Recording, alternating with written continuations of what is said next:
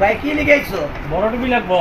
আরে মিয়া বড় টিভি দি মুখ কইতে নে মিয়া। সালমান শাহরে তো মাইরা লাইছে ডনের সামিরা আজিজ মাহমুদ ভাই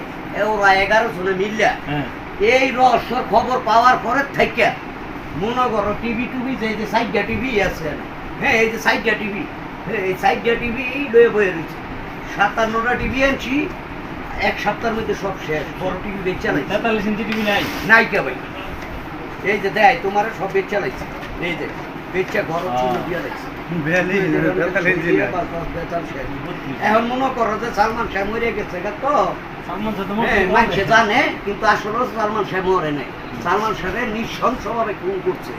এখন বাংলাদেশের জনগণ যেইভাবে খেপছে আর কি যদি মনে করো এগুলিকে বন্ধকে পায় আমার মনে হয় গণদোলায় দিয়ে রাস্তাঘাটে ভালাই মেরে লাগবে বুঝছো তো আমার একদিকটা ভালো হয়েছে টিভি যা ছিল এই যে একটা দুইটা তিনটা চারটা টিভি এনে আছে আর বাহি যা ছিল বড় জিনিস সব বেচা লাগছে কারণ মানুষে খালি কইতেছে সালমান শাহ মৃত্যুর রহস্য খবর হ্যাঁ এখন আমরা টিভির মধ্যে দেখতে পারতাছি না খালি মোবাইলেই দেখি এই কথা কই শূন্য হই আমি কিন্তু বড় টিভি আছে আমার কাছে হ্যাঁ অনেক টিভি আছে আমরা দেখি পুরো সব চেক চেক করে দেবো লয়ে যান এসে বইয়া বইয়া বাসায় খবর দেন সালমান শাহে কেমনে মারছে আর এই যে এই কেসটার পিছনে